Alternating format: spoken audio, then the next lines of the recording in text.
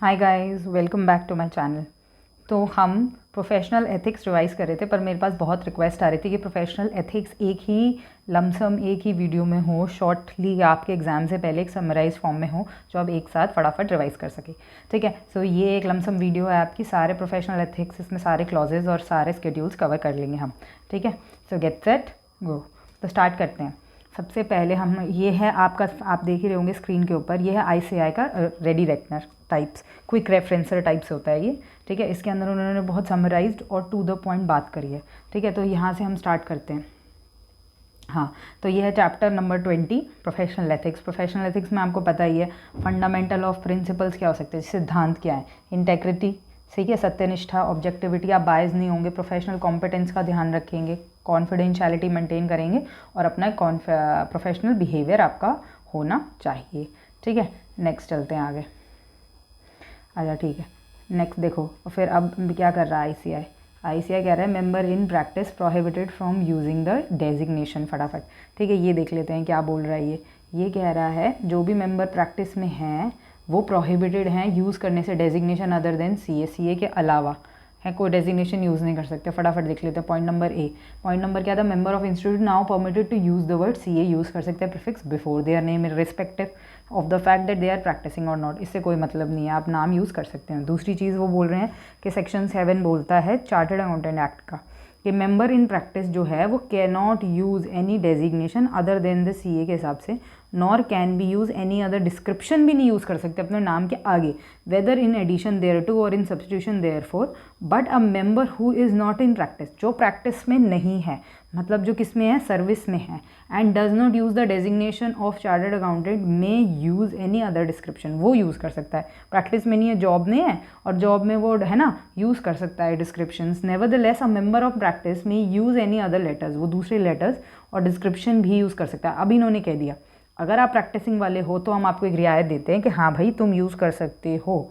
ठीक है, लेटर या वर्ड्स इंडिकेटिंग मेंबरशिप ऑफ किसकी, accounting bodies which have been approved by, किसने अप्रूव करी हो, सिर्फ उन्हीं के डिस्क्रिप्शन नाम डाल सकते हो आप आगे जो उस काउंसिल ने, कौन सा काउंसिल, हमारे इंस्टीट्यूट के काउंसिल ने उस बॉडीज़ को अप्रूव किया हो और आपने उस बॉडी से क्या किया हो, पास किया हो। ठीक है, हाँ ठीक है, और bodies other than accountancy institute so long as such, ठीक है, so long as such use does not imply adoption of designation और does not amount to advertisement. मतलब बेसिकली बात यह है कि आप प्रैक्टिसिंग नहीं है, सर्विस क्लास है तो यूज़ कर ही सकते हैं, पर सिर्फ प्रैक्टिसिंग वालों को वहाँ अलाउड किया है जहाँ पे काउंसिल ने अकाउंटिंग बॉडीज़ को है ना अप्रूव किया हुआ है। देखो फॉर एग्जाम्पल, एक member cannot you designate himself a cost accountant नहीं कर सकता, he can use the word AICWA after his name when he is the member of that institute. अगर आप उस इंस्टीट्यूट के मेंबर हो तो आप अपने डिस्क्रिप्शन में ये डाल सकते हो कि मैं क्या हूँ, हाँ ये वाला इसका मेंबर हूँ, बट अदरवाइज आप वो कॉस्ट अकाउंटेंट नहीं डाल सकते। ठीक है, ओके, ये वाला टॉपिक हो गया। तो अब आगे चलते हैं। आगे देखो क्या कह रहा है, आगे है maintenance of offices, maintenance of branch offices कैसे देखेंगे। अब ये देखो ये टॉपिक में क्या कह रहा है, मेंटेनेंस ऑफ ब्रांच ऑफिसेज के सेक्शन 27। अगर आप पेपर में सेक्शन लिख रहे हैं तो ठीक है, बट आपको क्लॉज सही याद होने चाहिए। मतलब ऐसा नहीं करना क्लॉज कुछ याद है और लिख किसी में कुछ दिया, मतलब है ना, आपको ये तो समझ में आ गया कि ये प्रोफेशनल एथिक्स के खिलाफ है, पर आप क्लॉज नंबर गलत लिखा है, तो ऐसा मत करना, अगर नंबर्स याद ना हो तो मेंशन करना मत। ठीक है, देखो इन terms of section 27 of the act, if chartered accountant in practice और फर्म ऑफ चार्टर्ड अकाउंटेंट, या तो आप प्रैक्टिसिंग में हो या आपकी फर्म ऑफ चार्टर्ड, बहुत सारे चार्टर्ड अकाउंटेंट्स हैं, has more than one office, एक से ज़्यादा इंडिया में ऑफिस है, each of such office should have a separate charge of a member of institute. Institute का जितने भी CAs होंगे, मतलब कहने का मतलब है जितने भी आपके ऑफिस हैं उन सभी में एक एक CA को आपको चार्ज देना पड़ेगा एज अ मैनेजर की तरह, एक तरह से। ठीक है, तो एग्जेम्पशन मतलब इस बात से माफ़ी किसको दी गई है, उन मेंबर्स प्रैक्टिसिंग को जो हिल एरियाज़ में काम करते हैं, उनको भी कुछ कंडीशंस को फॉलो करना होगा। अब आप बोलोगे हिल एरियाज़ में भी तो ऑब्वियसली यार ऑडिट वॉडिट रिटर्न वगैरह तो शिमला मनाली इन जगहों पे नहीं होता होगा, होता होगा, देखो वो क्या करते होंगे। Temporary office in a city in the plains for a limited period not exceeding 3 months, एक साल में 3 महीने से ज़्यादा वो टेम्पररी ऑफिसेज अपने प्लेन्स में नहीं खोल सकते, मतलब मैक्सिमम 3 तक ही खोल सकते हैं। ठीक है, मैक्सिमम 3 तक ही खोल सकते हैं। दूसरा है the regular office need not be close, आपका जो रेगुलर ऑफिस जो हिली एरिया पे है वो क्लोज नहीं करना ड्यूरिंग दिस पीरियड, दिस मतलब अबव पीरियड, वो ऊपर बताया है। ठीक है, and all correspondence can continue, जो भी कॉरेस्पॉन्डेंस आपके चलते हैं वो चलते रहेंगे रेगुलर ऑफिस में। ठीक है, फिर देखो फिर क्या बोल रहा है नेक्स्ट, द नेम बोर्ड, जो भी आपका नाम का बोर्ड होगा फर्म का, इन द टेम्प्रेरी ऑफिस के अंदर, should not be displayed at the times other than the period of such office is permit to function. मतलब आपको 3 महीने का मैक्सिमम टाइम है ना, तो उसी 3 महीने के अंदर आप बोर्ड लगा सकते हो, अदरवाइज वो बोर्ड नहीं लगा सकते। Fourth, the temporary office should not be mention in the letter head. तो टेम्प्रेरी है यार, सिर्फ 3 महीने के लिए तो अलाउ किया है, क्योंकि सपोज करते हैं बहुत बर्फ़ पड़ती है, ठीक है, कब पड़ती है, नवंबर दिसंबर जनवरी में, तो वहाँ काम करना मुश्किल हो जाता है, वहाँ आपको काम भी नहीं मिलेगा, लोग अपने घरों में होते हैं, मुश्किल हो जाता है। तो आप क्या करते हो, अपने टेम्प्रेरी ऑफिस में शिफ्ट हो जाओगे। सपोज करो दिल्ली है आपका, गुड़गांव है, तो वहाँ आप कर सकते हो, बट ये वाला ऑफिस का नाम मेंशन मत करना अपना लेटर हेड, विजिटिंग कार्ड या अदर डॉक्यूमेंट्स में as a place of business की मेरा, है ना। Fifth point, before commencement of every winter, जैसे ही आपके वहाँ पे विंटर शुरू हो, इट शैल बी ऑब्लिगेटरी, आपके लिए ज़रूरी है कि सारे मेंबर और फर्म जो भी है वो इन्फॉर्म करेंगे इंस्टीट्यूट को दैट वो या उनकी फर्म ओपन कर रही है एक टेम्प्रेरी ऑफिस, कहाँ, एक पर्टिकुलर डेट से, and after the office is closed at the expiry of the period of permission. मतलब उसने जब, जैसे बोलो नवंबर में स्टार्ट किया, तो उन्होंने मैक्सिमम 3 मंथ्स बोला ना, नवंबर, दिसंबर और जनवरी के एंड तक आपको बताना होगा, स्टार्टिंग में भी और एंड में भी इंटीमेट करना पड़ेगा। To that effect should also भी send to the office of this by registered post. तो आपको रजिस्टर्ड पोस्ट से आपको उनको भेजना पड़ेगा, ठीक है। ये 5 पॉइंट्स हो गए। अब नेक्स्ट मूव ऑन करते हैं। नेक्स्ट देखना, ये सारी जो बातें हैं, अब नेक्स्ट ये लोग उसके रिगार्ड में बात आने वाले हैं, ठीक है। तो वही है ऑफिस वाले के बारे में या उसके इंचार्ज के बारे में, ठीक है। नीचे से एक पैराग्राफ का रीड कर लेते हैं फटाफट से, देखते हैं क्या बोल रहा है। क्या बोल रहा है ये कह रहा है, it is necessary to mention that the chartered accountant in charge of the branch of another firm. अगर आप है ना इंचार्ज हो किसी और ब्रांच के, मतलब किसी और फर्म है, उसकी ब्रांच कहीं खुली हुई है, तो उसके आप वो इंचार्ज हो, shall be associated with him or with the firm either as a partner or as a paid assistant. तो आपको मेंशन करना पड़ेगा, अगर कोई भी सीए आपके उसका इंचार्ज है, तो वो तो 2 तरीके से ही हो सकता है, या तो पार्टनर के रूप में हो सकता है, ठीक है, या पेड असिस्टेंट के रूप में हो सकता है, और वो आपको इंस्टीट्यूट को बताना पड़ेगा। If he is paid assistant he must be in whole time employment, ठीक है, होल टाइम मतलब पूरे टाइम आपके पास ही रहेगा, whole time with him. However a member can be in charge of 2 offices, मतलब एक मेंबर 2 ऑफिस का इंचार्ज हो सकता है। अब ये भी मसला है, अब यार एक मेंबर 2 ऑफिस का इंचार्ज हो सकता है, पर कौन कौन से, कहाँ कहाँ के, कब कब, ठीक है। If they are located in one or the same accommodation, मतलब आपको लगता है कि एक ही जगह पे 2 ऑफिस खुले हुए हैं, तो वो दोनों का इंचार्ज बन सकता है, क्योंकि आप पास पास तो हैं। In this context some of the council decision are as follows, मतलब काउंसिल ने इसको और क्लैरिटी दी है कि कहाँ कहाँ आप ऑफिस और खोल सकते, मतलब एक बंदा और ऑफिस में कहाँ कहाँ वो कर सकता है। कैसे, पहला, with regard to the use of name board there will be no bar on putting up the name board in the place of residence of member. ना अपने नाम के रेजिडेंस पे अपना नेम बोर्ड लगाने में कोई मनाही नहीं है। With the designation of chartered accountant, आप अपने नाम वो जो सीए का बोर्ड लगाना चाहते हैं अगर आपके रेजिडेंस पे, तो कोई भी प्रॉब्लम नहीं है, provided it is a name plate or a name board of individual member. ध्यान से देखिए, अगर मैं लिखवाऊंगी तो मैं लिखवा सकती हूँ सीए आंचल जैन, बस दैट्स इट। मैं अपनी फर्म का नाम या उसका नाम नहीं लिखवा सकती, आगे समझ में। तो इसलिए वो इंडिविजुअल मेंबर सिर्फ वही कर सकता है, and not of the firm. ध्यान से पढ़ लो भैया, वो लिख रहे हैं फर्म का नाम मत लगाना। ये देख लो एक बार, आपके लिए हाईलाइटिंग कर देते हैं, ठीक है, एक सेकेंड।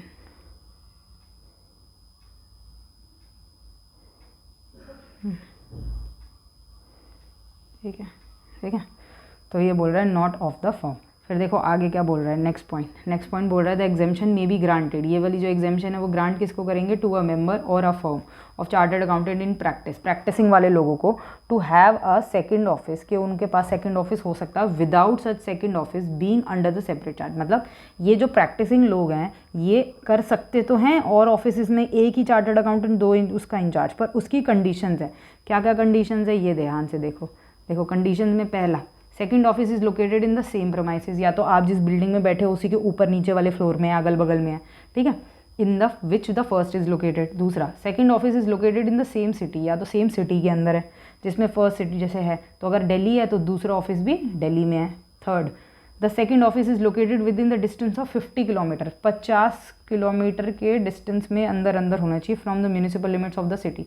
मतलब पहला ऑफिस दिल्ली में है तो दिल्ली की जो म्यूनिसिपल की बाउंड्री है उस बाउंड्री से आप 50 किलोमीटर देख लो, रेडियस ऐसे कैलकुलेट ये है ना। तो चाहे वो गुड़गांव पड़ रहा हो, चाहे वो नोएडा पड़ रहा हो, चाहे वो फरीदाबाद पड़ रहा हो, व्हाटएवर, तो मैं वैसे बता रही हूँ, ठीक है। तो ये चीज़ है। तो आपको 50 यहाँ तक देखना है। तो distance from the municipal department of the cities in which the first office is located, ठीक है। The member having two office of the type refer to above shall have to declare, आपको ये क्या करना पड़ेगा, डिक्लेयर करना पड़ेगा which of the two office is the main office, क्योंकि ये तो हम समझ ही नहीं पाएंगे इंस्टीट्यूट को, तो आपको बताना पड़ेगा ना दोनों में से कौन सा मेन ऑफिस है। Which would constitute his professional address, क्योंकि वही आपका क्या बनेगा, प्रोफेशनल एड्रेस बनेगा, ठीक है। नेक्स्ट आ जाते हैं। नेक्स्ट क्या बोल रहा है, देखो KYC norms for CA in practice. CA in practice वालों को KYC नॉर्म्स भी रखनी है।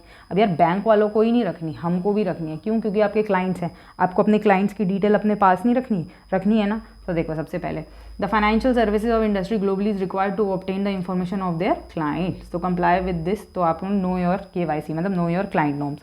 तो उसके लिए आप देखो कैसे कैसे करोगे। पहला यहाँ पे देख लो, सबसे पहले देखते हैं, सबसे पहला इन्होंने किसके लिए बात करी है। सबसे पहले उन्होंने बात करी है अगर आपका क्लाइंट क्या हो, इंडिविजुअल या प्रोप्राइटर हो, ठीक है। जैसे हम लोग अगर हैं या आपके डैड वगैरह हैं, प्रोप्राइटर हैं, तो उनके लिए जनरल इन्फॉर्मेशन लेनी है, जैसे उनका नाम क्या है, उनका पैन नंबर, उनकी बिजनेस क्या करते हैं, और लास्ट अगर ऑडिटेड है तो वो। दूसरा है एंगेजमेंट टाइप, मतलब उन्होंने आपको कैसे हायर किया है, टैक्स ऑडिट पे हायर किया है, क्या ऑडिट, क्या इंस्पेक्शन पे, उस पर जो whatever the assignment would be, ठीक है। Second point, where the client is a corporate entity, अगर आपके पास कोई कंपनी आती है तो फिर कंपनी के रिगार्ड में आप क्या क्या डिटेल्स उसकी रखोगे। तो देखो कंपनी के रिगार्ड में आप उसकी डिटेल रखोगे। पहला जनरल इन्फॉर्मेशन, क्या कंपनी का नाम है, क्या बिजनेस करती है वो कंपनी, उसकी कोई सब्सिडरी वगैरह तो नहीं है, अगर ये पेरेंट है तो, या पेरेंट है तो उसकी वो, तो name of the parent in case of subsidiary, है ना। अगर ऑडिट कराई है तो लास्ट कॉपी, ठीक है। दूसरी बात है अगर एंगेजमेंट है तो किस टाइप की एंगेजमेंट है, और ये रेगुलेटरी इन्फॉर्मेशन कंपनियों पे तो लगती है क्योंकि कंपनी रेगुलेटेड होती हैं, है ना। अगर लिस्टेड होती हैं तो सेबी भी रेगुलेट करता है, ROC रेगुलेट, MCA रेगुलेट करता है, बहुत सारी चीज़ें होती हैं, ठीक है। तो पैन का पैन नंबर, उसका आइडेंटिफिकेशन नंबर, फिर डायरेक्टर्स का नाम, एड्रेस, उनका DIN नंबर, ठीक है ना। ये तो हमने सब सुन रखा है, अपनी प्रैक्टिकल लाइफ में देख भी रखा है। थर्ड पॉइंट क्या कह रहा है, where the client is a non corporate entity, मतलब इंडिविजुअल प्रोप्राइटर भी नहीं और कंपनी भी नहीं है, उसके अलावा सोच लो जैसे कोई NGO है, कोई सोसाइटी है, फलाना, मतलब इनको छोड़ते हुए बाकी जितने भी वो है, ठीक है। कोई ट्रस्ट है, कोई कुछ है, ठीक है। तो देखो इसके अंदर क्या क्या है, जनरल इन्फॉर्मेशन, नाम है, पैन है, बिजनेस डिस्क्रिप्शन है, पार्टनर का नाम है अगर पार्टनर्स वगैरह पार्टनरशिप फॉर्म है ना, वो सब, और लास्ट ऑडिटेड ये, और एंगेजमेंट का क्या टाइप है वो, ठीक है। तो ये आपके KYC में होना चाहिए। अगर पूछ लिया क्वेश्चन पेपर में तो आपको ये पता होना चाहिए कि किस किस का क्या KYC रखना है, मतलब सबसे ज़्यादा तो आपको कंपनी का ही रखना होता है, ठीक है। कंपनी की डिटेल ज़्यादा होती है ना। फिर चलो आ जाते हैं, एक फ्लो चार्ट देख लेते हैं फिर, अगर क्या क्या फ्लो चार्ट में बोल रहे हैं, गिल्टी कहाँ है, कहाँ गिल्टी नहीं है, ठीक है।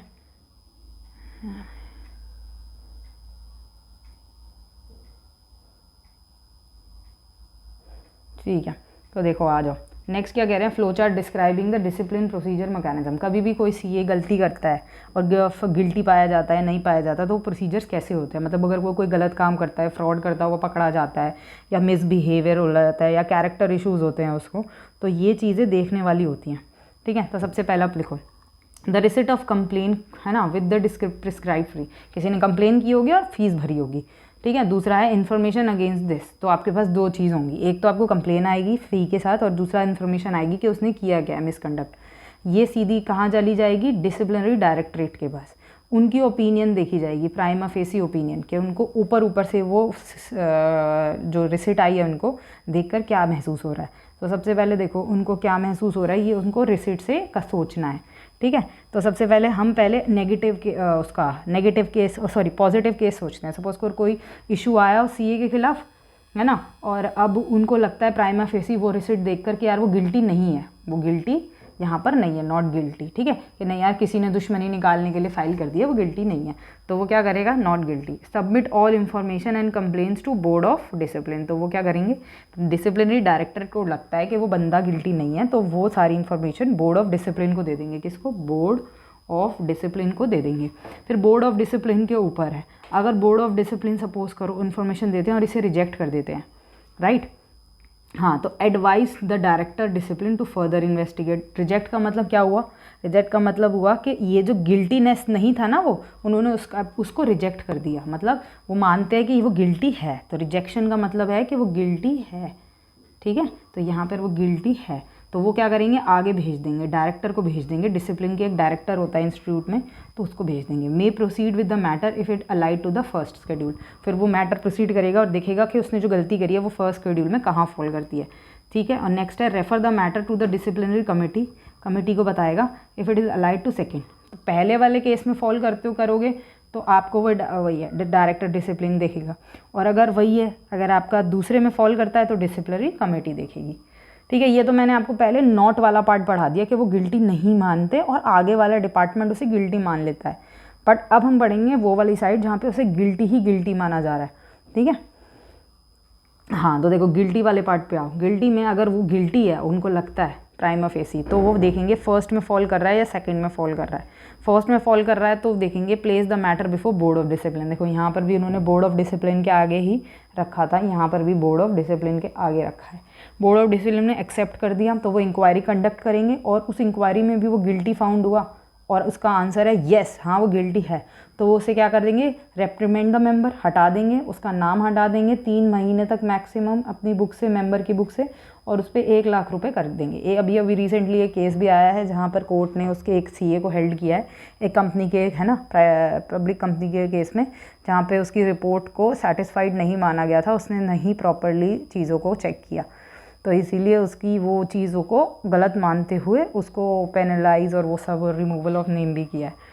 ऐसे चलो नेक्स्ट देखते हैं। फॉलिंग फर्स्ट शेड्यूल में फॉल करते हो और बोर्ड ऑफ डिसिप्लिन के पास केस है और बोर्ड ऑफ डिसिप्लिन ने इस वाली चीज़ को रिजेक्ट कर दिया, तो वो मैटर वहीं क्लोज हो जाएगा, ठीक है। पर नीचे आओ, अगर सपोज करो एक्सेप्ट कर दिया, कंडक्ट हुई इंक्वायरी और गिल्टी नहीं मिला, तब भी क्लोज हो जाएगा मैटर, ठीक है। ये तो सबको पता है कि अगर आप गिल्टी नहीं हो तो सारी जगह क्लोज हो जाएगा, पर गिल्टी हो यहीं पे तो सारा प्रॉब्लम है ना। तो ये वाला पॉइंट आपको, ये वाला जो नीचे येलो सर्कल है, याद रखना है।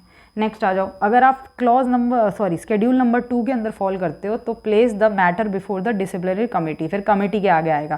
देखो यहाँ पर भी कमेटी था, वहाँ पर भी कमेटी है, ये देखो यहाँ पर भी डिसिप्लिनरी कमेटी था सेकंड केस में, और यहाँ पे place the matter before disciplinary committee है सेकंड वाले केस में, अगर आप सेकंड में फॉल करते हो, ठीक है। अच्छा, उसके आगे बढ़ते हैं। डिसिप्लिनरी कमेटी ने उसे एक्सेप्ट कर दिया, वो इंक्वायरी कंडक्ट कराएगी और देखते हैं गिल्टी है या नहीं। अगर वो गिल्टी है फिर वही रेप्रीमेंड द मेंबर, है ना। उसके बाद रिमूवल द नेम, अब removal of the name of the member permanent भी कर सकती है कि कभी, अब आपकी डिग्री छीन ली उन्होंने, ठीक है, और for any duration this thing, मतलब क्लॉज जो शेड्यूल नंबर 1 है उसके अंदर तो उन्होंने मैक्सिमम क्या करा था, 3 महीने तक आपको करा था, बट यहाँ तो ये परमानेंटली कर रहे हैं, या इनके ऊपर वो है, इनकी डिस्क्रिप्शन पे है, वो कितने भी टाइम तक आपका कर सकते हैं, छीन सकते हैं। थर्ड है impose the fine of 5 lakh, ज़्यादा, मतलब मेरे हिसाब से तो शेड्यूल नंबर 2 जो है वो ज़्यादा ही कुछ स्ट्रिक्ट है, उसके अंदर फाइन भी 5 लाख है। तो कैसे याद करोगे, 1 में 1 लाख और 2 में 5 लाख। 1 में 3 महीने की सज़ा मैक्सिमम, और 2 में परमानेंट भी हो सकती है और कितनी भी हो सकती है, इसमें कुछ नहीं है, ठीक है। अगर सपोज करो गिल्टी नहीं है तो क्लोज द मैटर, और अगर उसमें ही कमेटी के पास जाते ही गिल्टी नहीं निकला तो रिजेक्ट कर दिया, तो क्लोज द मैटर, ठीक है। ऐसे ही यहाँ पर हमने पढ़ा था not guilty, submit all information and complaints to board of discipline, और उनको लगा कि उन्होंने एक्सेप्ट कर लिया कि हाँ यार वो बंदा गिल्टी नहीं है, तो अगेन क्लोज द मैटर, ठीक है।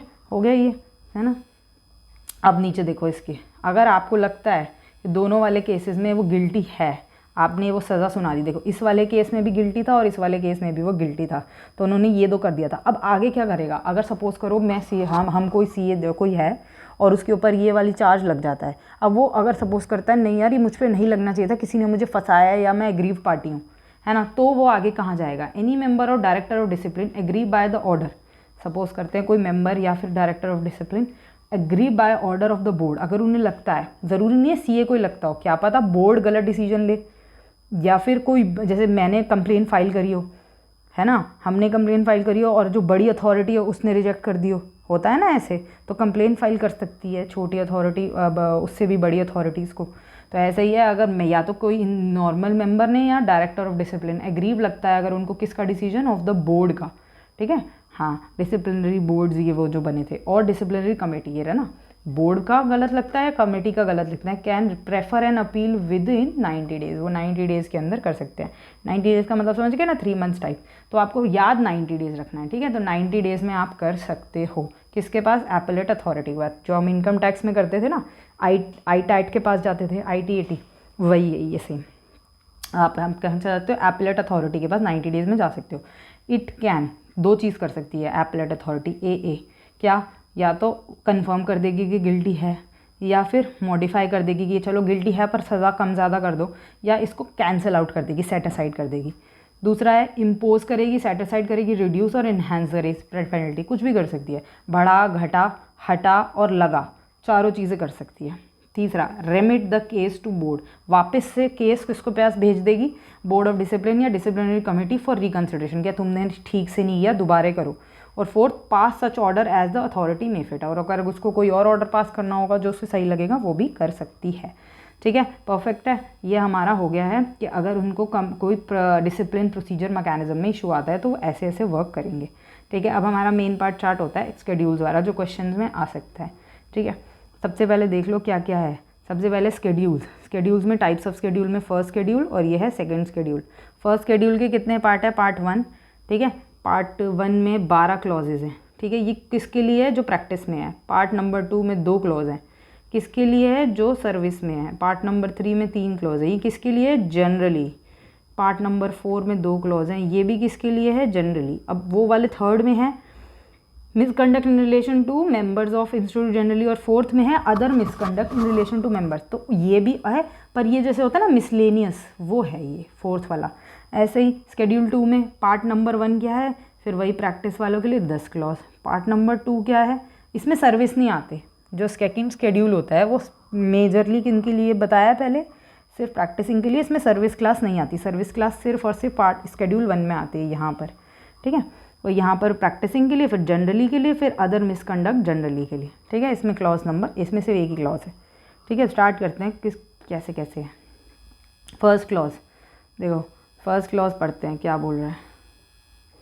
हाँ, फर्स्ट क्लॉज कह रहा है ये रहा, part 1 for professional misconduct in relation to chartered accountant in practice. ठीक है, ये प्रैक्टिस के लिए है पहला पार्ट। तो क्या कह रहे हैं, chartered accountant in practice deem to be guilty of professional misconduct if he, clause number 1 आ जाओ भाई। Clause number 1, this allows any person to practise in his name as a chartered accountant unless such person is also a chartered accountant in practice and is in the partnership with or employed by him. मतलब basically कि वो जो दूसरा बंदा है वो chartered accountant होना चाहिए, तभी वो प्रैक्टिस में काम कर सकता है। ठीक है ना, तो इसलिए मना कर रहे हैं कि अगर वो चार्टर्ड अकाउंटेंट नहीं है और आपने किसी को उस प्रैक्टिस में काम करने दिया तो आप गिल्टी हो जाओगे क्लॉज नंबर 1 के अंदर। क्योंकि वो सीए होना चाहिए, प्रैक्टिस में होना चाहिए और आपके साथ पार्टनरशिप में होना चाहिए, आपके द्वारा एम्प्लॉयड होना चाहिए, तभी वो आपके अंडर द नेम काम कर सकता है। Who can allowed to practise in CA name, CA के नाम के अंदर कौन प्रैक्टिस कर सकता है, नॉन चार्टर्ड अकाउंटेंट्स कर सकते हैं, बिल्कुल भी नहीं। बोला ना, सबसे ऊपर पहली कंडीशन है चार्टर्ड अकाउंटेंट होना चाहिए, प्रैक्टिस करने के लिए ही चार्टर्ड अकाउंटेंट होना चाहिए। फिर दूसरा, चार्टर्ड अकाउंटेंट इन प्रैक्टिस कर सकते हैं, वो 3 लोग हो सकते हैं, पार्टनर हो सकते हैं, एम्प्लॉय हो सकते हैं या अदर हो सकते हैं। पार्टनर अलाउड है, अलाउड है, एम्प्लॉय अलाउड है, अलाउड है, अदर्स अलाउड है, नहीं अलाउड। तो सिंपल सी बात है, प्रैक्टिस कौन कर सकता है, सिर्फ पार्टनर और एम्प्लॉय, यही दोनों लोग पार्टनर के नाम के आगे प्रैक्टिस कर सकते हैं। ठीक है, चलो आगे चलते हैं। आगे है क्लॉज नंबर 2। देखो क्लॉज नंबर 2 क्या बोल रहा है, क्लॉज नंबर 2 कह रहा है पेज और अलाउज और एग्री टू पे और अलाउ। मतलब या तो पे कर दिया है या अलाउ करा है या एग्री करने वाले हैं, मतलब एग्रीमेंट हो रहा है कि मैं तुम्हें दूंगा या अलाउ करूंगा, डायरेक्टली या इनडायरेक्टली कोई भी शेयर। ठीक है, तो दे रहे हो या अलाउ कर रहे हो कोई भी शेयर, कमीशन या brokerage in the fees or a profit on his professional business. आपको बिजनेस दिया उसने और आपने कहा कि चल यार उसके बदले तो कोई ब्रोकरेज फीस ले ले या फिर उस प्रॉफिट का कुछ परसेंटेज ले ले। ठीक है, profits of his business to any person, किसी भी बंदे को दिया other than a member of institute, जो इंस्टीट्यूट का मेंबर नहीं है, other than a member of the institute or a partner or a retired partner or the legal representative of deceased. ठीक है, or a member of such professional body with such a person having such qualification as may be prescribe for the purpose of rendering such professional service from time to time in or outside India. समझ आ गया। तो basically उसने किसको दिया, other than the member of institute or a partner, कोई भी partner, इन सबको। तो अगर आप ऐसा कुछ काम करते हो तो आपको अलाउ नहीं है। क्या करना, पहली चीज़ ब्रोकरेज कमीशन शेयर देना है ना, फीस में कोई भी, या फिर प्रॉफिट्स, कोई बिजनेस ला के दिया है जिसने आपको उसके अंदर प्रॉफिट का हिस्सा देना अलाउड नहीं है। किस बंदे को, जो इंस्टीट्यूट का मेंबर नहीं है, पार्टनर है या रिटायर्ड पार्टनर है, लीगल रिप्रेजेंटेटिव है, ये सब करना नहीं है। ठीक है। तो अगर जैसे गुडविल भी तो पे करते हैं हम, तो यहाँ ट्रीटमेंट ऑफ गुडविल भी बताया है, शेयर ऑफ प्रॉफिट और सेल ऑफ गुडविल। ठीक है, कि अगर सपोज करो कोई ऐसे मौका आ जाता है जहाँ पर आपको शेयर करना पड़ता है प्रॉफिट, या फिर अपनी वो करनी पड़ती है, गुडविल सेल करनी पड़ती है, तो कैसे करेंगे। तो देखो, partnership firm, there are 2 or more partners and one of them dies, 2 या 2 से ज़्यादा हैं और एक पार्टनर नहीं रहता। लीगल रिप्रेजेंटेटिव से विडो, जैसे उसका बच्चा या उसकी बीवी, of the deceased partner can continue to receive a share of the firm, firm के अंदर जो उसका शेयर बनता है ना उस पार्टनर का, वो मिलेगा। Only if partnership agreement contain such provision, ध्यान रखिएगा, अगर एग्रीमेंट में ऐसा लिखा है, एग्रीमेंट मतलब डीड, अगर आपकी डीड में ऐसी बात लिखी है तभी उस चीज़ में फॉलो किया जाएगा कि आपकी पत्नी या आपका बच्चे को पैसे आपके मरने के बाद मिलेंगे। अदरवाइज डीड में ऐसा नहीं लिखा तो कोई भी शेयर ऑफ प्रॉफिट नहीं ले सकते आप। नेक्स्ट देखो, प्रोप्राइटरशिप फर्म, ये पार्टनरशिप फर्म है जिसके अंदर 2 या 2 से ज़्यादा पार्टनर होते हैं। प्रोप्राइटरशिप वो होती है जहाँ पे हम सेल्फ चलाते हैं। कुछ ऐसे चार्टर्स आपने देखे होंगे जो सिर्फ सिंगल हैंडेडली चलाते हैं, वो प्रोप्राइटरशिप फर्म होती हैं। ठीक है, तो no sharing of fees between the legal representative और single member firm, single member होते हैं ना, तो कैसे खुद चलाते हैं, तो इसलिए सिंगल मेंबर फर्म में आप क्या करोगे, कोई लीगल रिप्रेजेंटेटिव को कोई भी फीस शेयर नहीं करोगे। एंड परचेजर ऑफ गुडविल, जिसने आपकी गुडविल ली of the firm on the death of the sole proprietor of the firm, ठीक है, वो भी नहीं। The payments may be made in instalments provided the agreement of such sale of goodwill contain such provision, मतलब आपने जिसको goodwill cell करी है उसमें आप पेमेंट्स किस में करोगे, इंस्टॉलमेंट्स में, और तभी होगी जब आपने ऐसी प्रोविजन गुडविल के डॉक्यूमेंट के एग्रीमेंट में लिखी होगी। ठीक है ना, सेल में लिखी होगी तभी आप पे करोगे, अदरवाइज ना तो आप लीगल रिप्रेजेंटेटिव को कोई शेयर दोगे फीस में वगैरह, और ना कुछ और। राइट, देखो नेक्स्ट क्या बोल रहे हैं, goodwill of the proprietary firm of chartered accountant can be sold or transfer to another eligible member of institute, मतलब एक सीए से दूसरे सीए पे ये ट्रांसफ़र हो सकती है।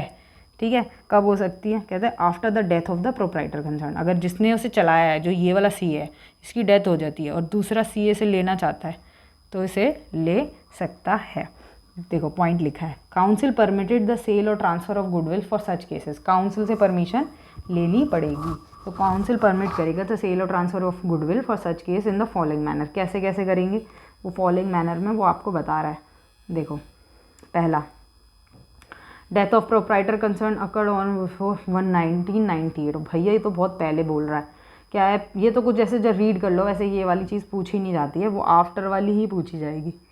ठीक है ना, हाँ रीड कर लेते हैं, provided such sale is completed in all aspect within a year of death, सब कुछ कंप्लीट हो चुका हो। The name of the concern firm would be kept in abeyance, abeyance मतलब रोक के रखा हो, दैट इज़ नॉट रिमूव, अभी रिमूव नहीं रखा, on the receipt of information about the death of the proprietor as is being done at present only, up to a period of 1 year तक रोक के रखते हैं फ्रॉम द डेथ से। ठीक है, कि क्या पता कुछ चेंजेस हो जाएं तो कर देंगे। दूसरा है, death of the proprietor concern occurred on and after this and there existed a dispute to the legal heir of the deceased, मतलब समझ जाओ सबसे बुरी हालात कि मतलब किसी की डेथ हो गई 1998 के बाद, 30 अगस्त 1998 के बाद किसी की डेथ हुई और लीगल हेयर में डिस्प्यूट चल रहा है बच्चों में या पति या बच्चों में, कुछ वो पत्नी और बच्चों में, तो provided the information as to the existing of the dispute, आपको डिस्प्यूट, यहाँ तो आपने किसकी इन्फॉर्मेशन देनी है कि उसकी डेथ हो गई, तो डेथ से लेकर 1 साल तक वो अबेंस में रखेगी, यहाँ पे इन्फॉर्मेशन देनी है कि डिस्प्यूट चल रहा है तो वो भी देखना 1 साल ही रखेगी। देखो, provided information to the existence of dispute is received by institute within a year of the death of this proprietor, ठीक है, डेथ के 1 साल के अंदर अंदर, ठीक है। Concern, the name of the concern firm shall be kept in abeyance for 1 year from the death, death से 1 साल रखेगी। फिर थर्ड केस देखते हैं, death of the proprietor concern had occurred on or before 29 August this, यहाँ after वाला case है, ये वाला आफ्टर वाला केस है। ठीक है, कि अगर 1998 के बाद डेथ होती है तो क्या करोगे, सिर्फ उसके बारे में इंफॉर्मेशन देना है। बट अगर सपोज करते हैं 1998 के ऑन और आफ्टर, ये वही आफ्टर वाला केस है, ये भी होती है और उसमें डिस्प्यूट होता है तो आपके लिए ये केस सही है। देखिए, अगर इससे पहले हुई होती है, यार अब एक बात बताओ, इतना पुराना कौन जाएगा, बिफोर वाले केस में कौन जाएगा, मैटर ही नहीं करता। Provided such sale transfer is completely affected institute permission to practise in the deceased proprietor's firm name is sought for by 28 August this and the firm name is content still available with the institute, तब आपको ये करना है। तो ये ज़्यादा important नहीं है बट ये दोनों बहुत इंपॉर्टेंट है। ठीक है, ये हो गए कि अगर आपको ये ट्रांसफ़र करना है तो कैसे करेंगे। नेक्स्ट आ जाओ, अब क्या बोल रहा है, पार्टनरशिप फर्म के बारे में बता रहा है, एक बस एक लास्ट प्रोविज़न है इसका, in case of partnership firm when all the partners die, suppose करो सारे पार्टनर घूमने जा रहे थे या बिजनेस ट्रिप पे और सबकी फ्लाइट या ट्रेन या गाड़ी का एक्सीडेंट हो गया, सभी मर गए, तो क्या करोगे? एट द सेम टाइम मर गए, तो the council decision would be applicable कि इसका क्या करना है फर्म का। हाँ, क्योंकि अब एक सीए से दूसरे सीए तो ट्रांसफ़र होगा नहीं, है ना, सभी मर चुके हैं, अब कैसे कंटिन्यू करें जाएगी उस फर्म को, फिर काउंसिल देख लेगा। नेक्स्ट आ जाओ क्लॉज नंबर 3। क्लॉज नंबर 3 क्या बोल रहा है सीए को? अगर सीए ने एक्सेप्ट या एग्री टू एक्सेप्ट किया any part of the profit, profit का कोई भी हिस्सा ऑफ द प्रोफेशनल वर्क का, ठीक है, तो any part of the profit of the professional work of a person who is not a member. तो अगर किसी ने आपको ऑफर किया कि चल यार मैं तुझे 10% 20% ऐसा ऐसा कुछ दे दूंगा अपने प्रॉफिट का हिस्सा ऑफ प्रोफेशनल वर्क, ठीक है, तू मुझे ये करा दे वो करा दे, तो वो करना गलत है। और आपने किसका काम करवाया है, किससे पैसे लिए हैं? जो कि एक मेंबर नहीं है। मेंबर टू मेंबर काम करवाना और काम लेना और देना अलाउड है, पर नॉन मेंबर से काम लेना और मेंबर को काम देना और उसके बदले में वो फीस कमीशन ये सब फलाना चार्ज करना, प्रॉफिट का शेयर ले लेना, ये गलत है, ठीक है, तो ये चीज़ गलत हो गई। फोर्थ क्लॉज, अगर आप एंटर हुए हो किसके साथ partnership in or outside India with any person other than CA, जो कि सीए इन प्रैक्टिस नहीं है, or any such other person who is a member of any other professional body, suppose करो MBA वगैरह, having such qualification as may be prescribed including a resident who but for his residence abroad would be entitled to register as a member under this clause number 5 subsection 1 of clause 4 whose qualification are recognized by central government, ठीक है, council for purpose of permitting the partnership। तो अगर आपने ये कर रखा है, आप मेंबर बन गए हो उस क्लॉज के हिसाब से, क्वालिफिकेशन आपकी अप्रूव्ड है सेंट्रल गवर्नमेंट और काउंसिल के हिसाब से, तो आप पार्टनरशिप उस बंदे के साथ कर सकते हो। Otherwise in or outside India, ठीक है, आप किसी के साथ पार्टनरशिप पे एंटर नहीं कर सकते जो एक सीए नहीं है, ठीक है, देखो लिखा है ना साफ साफ, ठीक है। आगे चले तो क्लॉज नंबर 4 हो गया। क्लॉज नंबर 5 देखते हैं। क्लॉज नंबर 5 क्या बोल रहा है? सिक्योर्स, अगर आप सिक्योर कर रहे हो either through the service of a person who is not an employee of chartered accountant, आपने कोई भी काम सिक्योर किया है ऐसे बंदे से जो आपका एम्प्लॉय नहीं है और who is not his partner, और है ना, या तो पार्टनर नहीं है या एम्प्लॉय नहीं है, और by means which is not open to chartered accountant, मतलब मना कर रखा था, ठीक है, तो वो काम करने से। तो अगर आपने ऐसे मीन से कोई काम सिक्योर किया है तो भी आप गिल्टी हो जाओगे। प्रोवाइडेड दैट, मतलब एक कंडीशन लगा दी है कि ये करोगे तो आपको अलाउड है, that nothing herein contain shall be construed as prohibiting any agreement, कहीं भी आपको रोका नहीं जाएगा, prohibiting any agreement permitted in terms of item number 2, 3 और 4 ऑफ दिस पार्ट, ठीक है, कहीं भी इसमें रोका नहीं जाएगा आपको। नेक्स्ट देखो क्लॉज नंबर 6, सॉलिसिट्स क्लाइंट। सॉलिसिट मतलब वही है, क्लाइंट्स को सॉलिसिट करते हो या फिर प्रोफेशनल वर्क ईदर डायरेक्टली और इनडायरेक्टली बाय सर्कुलर, मतलब आप लोगों को क्लाइंट्स को लेना चाहते हो, पर कैसे ले रहे हो ये तरीका देखेगी इंस्टीट्यूट, कैसे कि सर्कुलर, एडवर्टीजमेंट, पर्सनल कम्युनिकेशन और इंटरव्यू और बाय एनी अदर मीन्स। तो ये सारे करना अलाउड नहीं है आपको कि लोगों को सर्कुलर भेजो, ऐड करो। आप देखते हो आप कभी भी किसी का ऐड आता है, किसी भी चार्टर्ड अकाउंटेंट फर्म का ऐड चलता है कहीं पर, मतलब कहीं आपने टीवी पे देखा हो, न्यूज़पेपर में, नहीं ना, तो वही अलाउड नहीं है, पर कुछ कंडीशंस है। देखो, provided that nothing herein contain shall be construed as preventing or prohibiting, मतलब आपको कुछ नहीं रोकेंगे। कहाँ कहाँ? पहला, any chartered accountant from applying or requesting for inviting or securing professional work, कहाँ से? From another chartered accountant in practice से, मतलब किसी और सीए से अगर आप काम ले रहे हो तो उसमें हमें कोई दिक्कत नहीं, आप ले सकते हो। दूसरा, a member from responding to tenders, suppose करो इन न्यूज़पेपर में टेंडर आए हैं और टेंडर भर रहे हो, जैसे बैंक का ऑडिट करने के लिए भरने पड़ते हैं ना सब, तो टेंडर वेंडर भर रहे हो तो आपको कोई प्रॉब्लम नहीं है। और inquiries issued by various users of professional services, जो यूज़ करते हैं, या organisation from time to time securing professional work as consequence, तो ये दोनों आपको अलाउड है।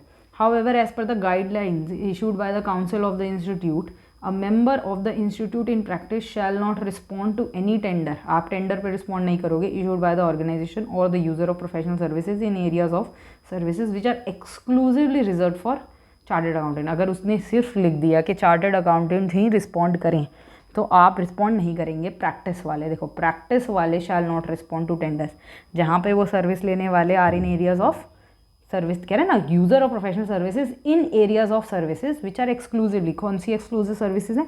Obviously open for chartered accounting such as audit and attestation.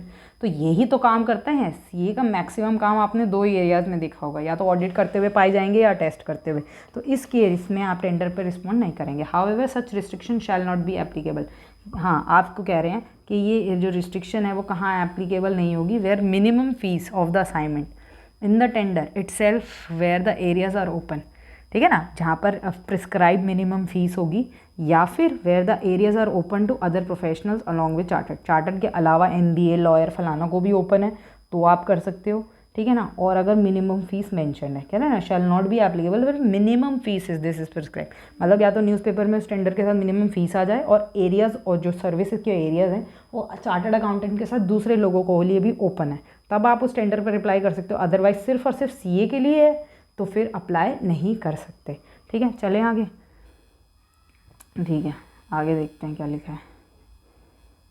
हाँ, आगे में देखो, आगे में हाँ, ये मैं दूसरा कलर लेता हूँ। आगे में लिखा है क्लॉज नंबर 7। क्लॉज नंबर 7 क्या बोल रहा है, अगर कोई भी CA एडवर्टाइज प्रोफेशनल अटेनमेंट्स और सर्विस, अगर आप एडवर्टाइज करते पाए गए कि आपने प्रोफेशनली आप CA भी हो, CS भी हो, CW भी हो, CMA भी हो, CFA भी हो, ये सब बताया आपने अपने उसमें, और सर्विसेज बताई, और यूज़ एनी डेजिग्नेशन और expressions other than the CA के अलावा ऑन द प्रोफेशनल डॉक्यूमेंट्स जैसे लेटर हेड, विजिटिंग कार्ड, ये sign board, unless it is to be a degree of university established by law in India, वरना law की जो degrees establish ना, उनके अलावा अगर आपने कोई भी चीज़ इन डॉक्यूमेंट्स पे लिखी या एडवर्टाइज करी, अटेनमेंट्स अपनी बताई, और ठीक है ना, तो अलाउड नहीं होगा। तो इसलिए एक बार पूरा पढ़ लेते हैं कि अगर आपने कोई भी एडवर्टीजमेंट करी प्रोफेशनल अटेनमेंट्स की और किसी भी document, visiting card, sign board वगैरह पे लिखा तो नहीं करेंगे, अनलेस अगर डिग्री है एस्टैब्लिश लॉ इंस्टीट्यूट या यूनिवर्सिटी के द्वारा इन इंडिया और रिकग्नाइज बाय सेंट्रल गवर्नमेंट है तो, और a title indicating the membership of IC, हाँ AI, और एनी अदर इंस्टीट्यूट, अगर कोई भी ऐसा इंस्टीट्यूट है that has been recognise by, मतलब CG के द्वारा रिकग्नाइज होना चाहिए, चाहे लॉ की यूनिवर्सिटी हो, चाहे ICI हो या कोई और इंस्टीट्यूट हो, और may be recognise by council. Council मतलब ICI का जो CC सेंट्रल काउंसिल है वो, तो अलाउड है। प्रोवाइडेड एक कंडीशन लगाई है, provided that a member in practice में एडवर्टाइज, आप एडवर्टाइज कर सकते हो कहाँ से, थ्रू अ राइटअप, आप एक राइटअप लिख सकते हो article, setting out the services provided by him or his firm and particulars of his firm subject to such guidelines as may be issued by this. आप राइटअप्स लिख सकते हो, छोटे छोटे आर्टिकल्स वगैरह ये सब, ठीक है। नेक्स्ट देखो क्लॉज नंबर 8 क्या बोलता है। क्लॉज नंबर 8 कहता है कि CA एक्सेप्ट कर सकता है position of auditor previously held by another auditor or a certified auditor who has been issued in certificate this without first communicating with him in writing। मतलब जब आप तब तक ऑडिटर की पोजीशन होल्ड नहीं कर सकते जब तक आप पुराने ऑडिटर, जो आपका पुराना था ना प्रीवियसली हेल्ड बाय अनदर चाहिए, उससे जब तक आप क्या नहीं कर लेते, कम्युनिकेट नहीं कर लेते, किस में, राइटिंग में। तो आप राइटिंग में कम्युनिकेट करोगे, देखो सर आपने पहले किया था और अब मैं कर रहा हूँ, तभी जाकर आप ये पोजीशन ऑडिटर की होल्ड कर पाओगे, ठीक है। कम्युनिकेशन नेसेसरी है। नेक्स्ट चलते हैं। नेक्स्ट है क्लॉज नंबर 9। क्लॉज नंबर 9 कह रहा है अगर आपने एक्सेप्ट करी कोई भी appointment as an auditor of किसकी, कंपनी की, without first ascertaining whether it, हाँ देखो कंपनी वाले केस में और रिस्ट्रिक्शंस है कि अगर आपने कंपनी के ऑडिटर बनना एक्सेप्ट कर लिया बिना आपके असर्टन करे हुए, क्या, सेक्शन 139, 140 रेड विद 141, ये नया है क्योंकि कंपनीज एक्ट 2013 के हिसाब से, ठीक है। तो अगर आपने ये सेक्शन चेक नहीं किया और इसको चेक करे बगैर ऑडिटर की पोजीशन एक्सेप्ट कर ली तो भी आप गिल्टी पाए जाओगे, ठीक है। नेक्स्ट है क्लॉज नंबर 10, क्या है, चार्जेस और ऑफर टू चार्ज, चार्ज कर लिया या ऑफर कर रहे हो, एक्सेप्ट कर लिया या ऑफर टू एक्सेप्ट करने वाले हो, in respect of any professional employment, किसी के यहाँ पर किसी professional employment fees which are based on, किसके ऊपर बेस्ड है, परसेंटेज ऑफ प्रॉफिट के, मतलब समझ गए ना। अगर आपने किसी को कहा कि मैं आपका काम कर दूंगा पर 10% मेरा, 20% मेरा, या आपने कहा मुझे ये चीज़ दिलवा दो उसमें मैं 10% आपको दूंगा या कुछ भी करूँगा, तो अगर आपने प्रोफेशनल एम्प्लॉयमेंट फीस का किसके ऊपर बेस्ड है, वो परसेंटेज ऑफ प्रॉफिट्स के ऊपर, which are contingent upon the findings, obviously जितनी फाइंडिंग्स होंगी उस हिसाब से पैसे होंगे, है ना। तो वो परसेंटेज सेट करिए आपने, और रिजल्ट्स ऑफ सच एम्प्लॉयमेंट, ठीक है। जो भी रिजल्ट निकल के आएगा या आपकी फाइंडिंग्स निकल के आएंगी उसमें जो भी प्रॉफिट रहेगा उस प्रॉफिट का परसेंटेज आपने उसकी फीस डिसाइड कर ली, ठीक है। तो ये करना भी गलत है, गिल्टी माना जाएगा। Except as permitted under regulation, अगर रेगुलेशन में परमिटेड है। अब आप पूछोगे कौन सी रेगुलेशन, तो देख लेते हैं कौन सी रेगुलेशन में ये चीज़ परमिट करी गई है। देखो council of the institute has however frame regulation number 192, कौन सी रेगुलेशन है, 192, ठीक है, which exempts member from operation of this clause, मतलब जो एग्जेम्प्ट करती है, माफ़ करती है, ये मतलब माफ़ का मतलब आज़ादी देती है कि क्लॉज नंबर 10 से मैं तुम्हें आज़ादी देती हूँ, from the operation of this clause in certain professional services में आज़ादी है। किस किस केस में आज़ादी है उसको देखने के लिए आ जाओ, थोड़ा ऊपर देखते हैं, ये रहा आपके लिए, ठीक है, रेगुलेशन नंबर 192, ये रेगुलेशन नंबर 192 देखो क्या बोल रहा है। रेगुलेशन नंबर 192 कहता है कि देखो रिस्ट्रिक्शन ऑन फीस के ऊपर रिस्ट्रिक्शन है, तो no chartered accountant in practice वाले शैल चार्ज और ऑफर टू चार्ज एक्सेप्ट और offer to accept in respect of professional work fees which are based on percentage of profit on which is contingent, पता नहीं ना होगी नहीं होगी upon the finding, और जो भी रिजल्ट रहेगा काम का उसके ऊपर अगर ये बेस्ड है तो उसमें कुछ रिलैक्सेशंस दी हुई हैं। रिलैक्सेशन समझ के ना, आज़ादी। पहला, इन केस ऑफ रिसीवर और लिक्विडेटर, अगर आप रिसीवर या लिक्विडेटर हो उस दिवालिया हुई कंपनी का, तो फीस में भी बेस्ड ऑन, ऑब्वियसली फीस किस पे बेस्ड होती है, जितने पैसे रिकवर होंगे, तो फीस में भी based on percentage of realisation or disbursement of asset. Second, in case of auditor of a cooperative society, अगर आप कोऑपरेटिव सोसाइटी के हो तो फीस में भी based on percentage of paid up capital और वर्किंग कैपिटल, है क्या, ग्रॉस या नेट प्रॉफिट, जीपी या फिर एनपी, ठीक है। तो इसके ऊपर बेस्ड हो सकता है कौन सा, कोऑपरेटिव सोसाइटी का। इन case of the valuer for the purpose of direct taxes and duties, ठीक है।